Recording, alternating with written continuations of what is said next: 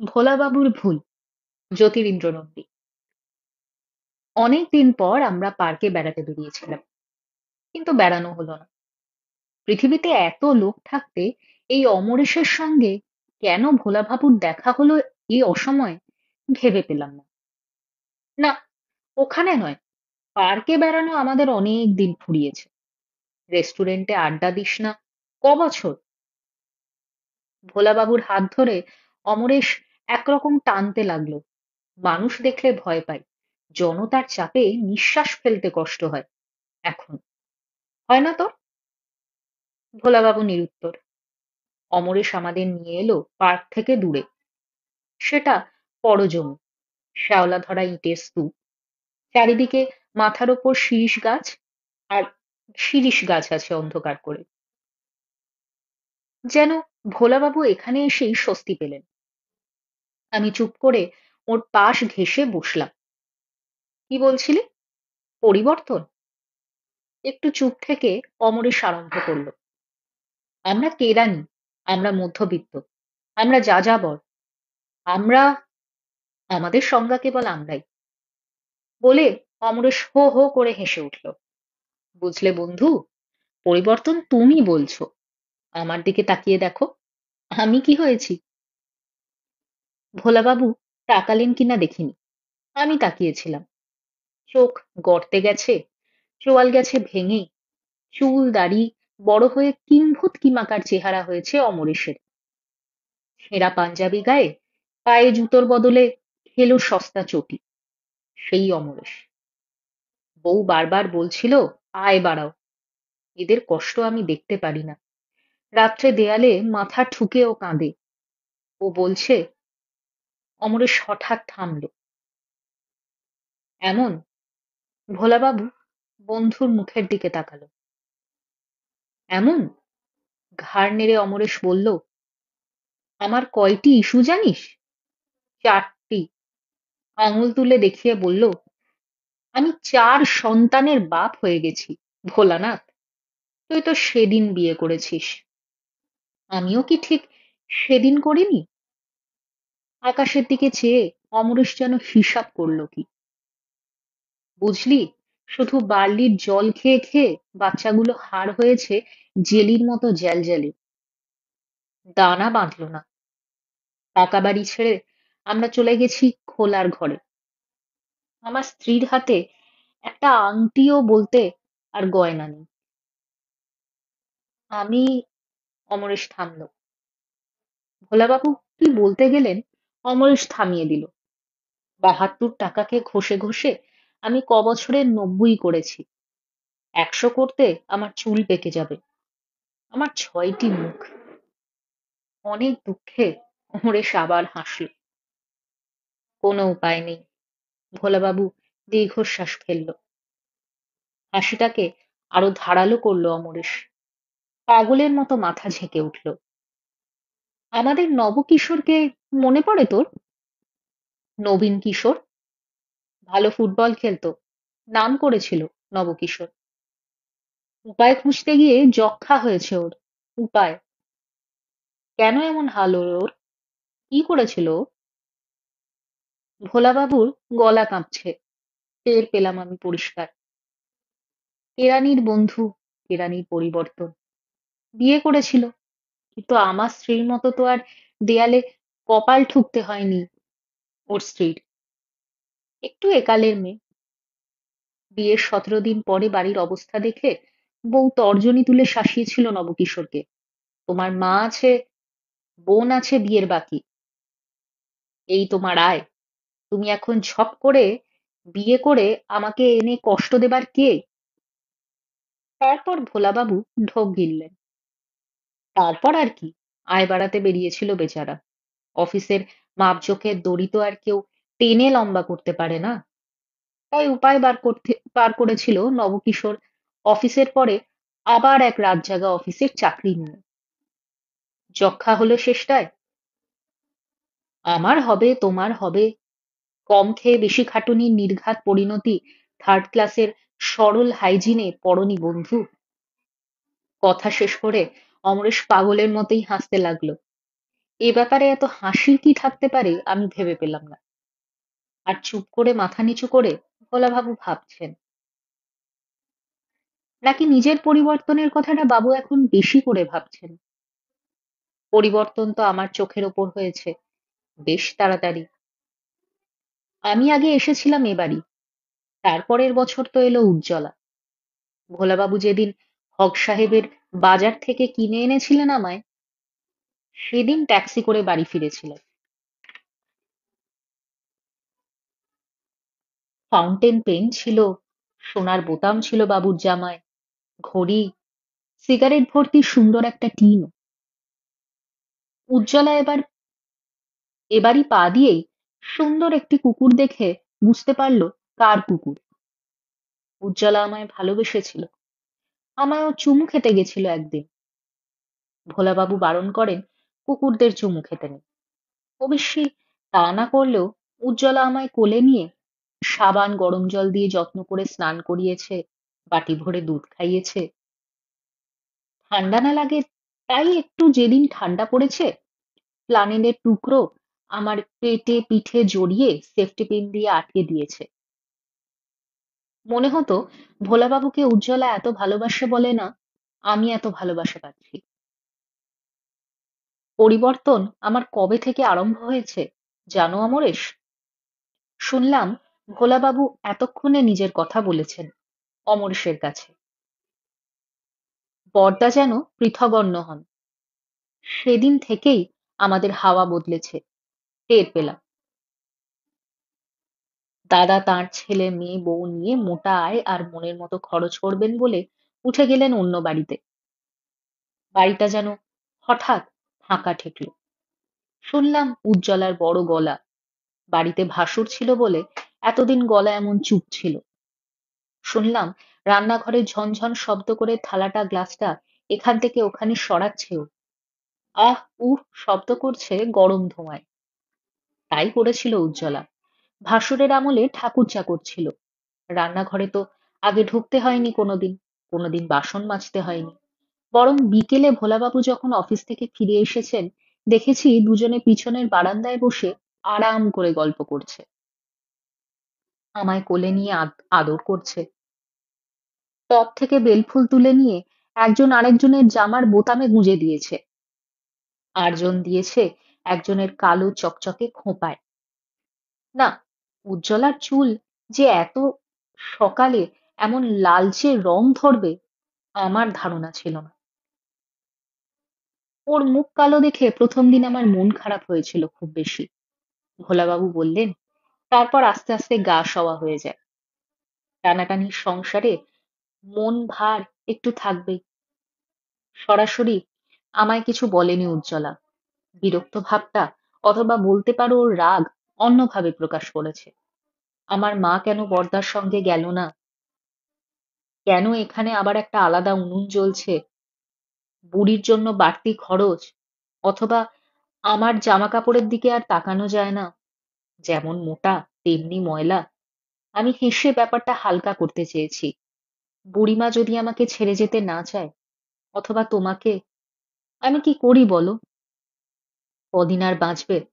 বলেছি এতকাল তো আদ্যি মলমল পড়েছি, আবার যখন ফিরবে হবেও সব। শুনে উজ্জ্বলা কিছু বলেন। বুঝলে অমরেশ, কিছুতেই আমি হালকা করতে পারিনি, উড়িয়ে দিতে পারিনি মেঘ। ভোলাবাবুর গলা ধরে এলো।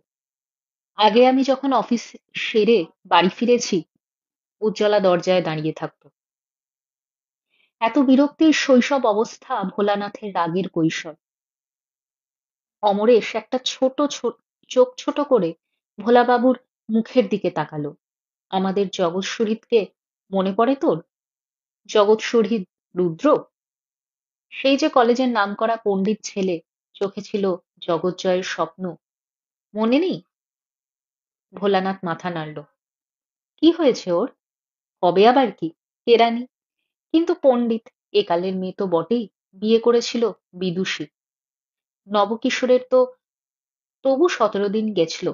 মিসেস রুদ্র শুভরাত্রিটা কোনো রকমে পার করেই রুদ্রাণী মূর্তি ধরেছিল। এই তোমার ইনকাম? হরেবল। আর যাই বলো বাবা, স্ট্যান্ডার্ড আমি নামাতে পারবো না। ভদ্রভাবে থাকতে হবে তো। আমি চললাম। কোথায় গেল? চমকে উঠলেন ভোলাবাবু। কোথায় আবার? ইনকাম বাড়াতে। কেন, ডালহৌসির রাস্তায় মিসেস রুদ্রকে তুই একদিনও দেখিসনি? ব্যাগ হাতে, লাল টুকটুকে ঠোঁট, হাঁপানো চুল। চাকরি করছে বুঝি? হ্যাঁ, চাকরি করছে। জগৎ সুহৃদ ঘরে। ৫ জনের ৫ রকম কথা শুনে বেচারার অফিস করা হলো না। শুনছি দুপুরবেলা বউয়ের ময়লা শাড়ি পরে ঘরের কাজকর্ম করে, বিছানা রৌদ্রে দেয়, উড়ের চায়ের দোকানে বসে আড্ডা দেয়। জগৎ সুহৃদের মৃত্যু হয়েছে। ভোলাবাবু দীর্ঘশ্বাস ফেললেন। ঠিক মৃত্যু নয়, অপমৃত্যু। প্রতিনিয়ত অপঘাতে মরছে বলতে পারো। সেদিন নাকি বউ ওর মুখের ওপর দরজা বন্ধ করে দিয়েছিল। চাকরের মতো চাল চলতি মিসেস রুদ্র পছন্দ করেন না, তাই রাগ। কুটিল ক্রূর হাসি অমরেশের কুৎসিত চেহারায় ছড়িয়ে পড়েছে। বলল, তোর বউ দরজায় দাঁড়িয়ে থাকে না, এই তোর দুঃখ। ভোলাবাবু চুপ করে রইলেন। সেদিনের একটা কথা মনে পড়ে আমারও মন কেমন করছিল। স্নান সেরে উজ্জ্বলা বাথরুম থেকে ফিরছিল বুঝি। দুপুরের গরম। বাথরুমের লাগোয়া বাগিচায় একটা ফড়িংয়ের পেছনে অনর্থক কতক্ষণ লাফালাফি করে আমি ঘেমে গিয়েছিলাম। বারান্দার ছায়ায় উঠতে যাব, এমন সময় উজ্জ্বলা সামনে পড়ে গেল। বিরক্ত হয়ে এমন একটা অস্ফুট শব্দ করলো, যেন পরপুরুষ ওর সামনে পড়েছে। তাড়াতাড়ি ঘরে ঢুকে ও দরজা বন্ধ করে দিয়েছে। উজ্জ্বলার গায়ে কাপড় নেই। আমি তো কতদিন দেখেছি। আসল কথা, বাড়ির হাওয়ায় খুব পরিবর্তন এসেছে। বাইরে ভোলাবাবুর জুতোর শব্দ হচ্ছিল। শনিবার অফিস সেরে ১টার সময় বাড়ি ফিরছিলেন। কিন্তু মা বেশি দিন বাঁচেননি। দাদা পৃথক হওয়ার ২ মাস পর মারা যায়। ভাবলাম, এবার সংসারের বাড়তি খরচ বাঁচল। বুঝেছ অমরেশ? বিধি বাম। কাল অফিসে অর্ডার হয়ে গিয়েছে, আমাদের পে রিডাকশন হচ্ছে। অর্থাৎ এই মাইনেও থাকলো না। এখন যদি ২৫ বাদ দিয়ে এখন থেকে ২৫ বাদ দিয়ে বাকিটা নিতে হবে। সুখবর? অমরেশ আবার একটা চোখ ছোট করলো। শুনে কি বলছে? বলবে কি? এই ব্যাপারে লোকটার হাসি রসিকতা আমার মোটেই ভালো লাগছিল না। আমাদের অবস্থা ক্রমশ খারাপের দিকে যাচ্ছে শুনে ওর আনন্দ হচ্ছে নাকি? আজ অফিস থেকে ফিরে এসে বাবুর চাটুকু পর্যন্ত খাওয়া হয়নি। অমনি বাড়ি থেকে বেরিয়ে এসেছেন। বেতন কমছে খবরটা বলার পর উজ্জ্বলা প্রথম শব্দ করেনি। চৌকাঠ ধরে দাঁড়িয়েছিল কাঠ হয়ে। ভোলাবাবু দেখেননি, কিন্তু আমি লক্ষ্য করছিলাম উজ্জ্বলার মুখের ভাব। মাথার ওপর কাপড় ছিল না। বুড়িমা মারা গেছে, তারপর থেকে উজ্জ্বলা মাথায় কাপড় রাখত না।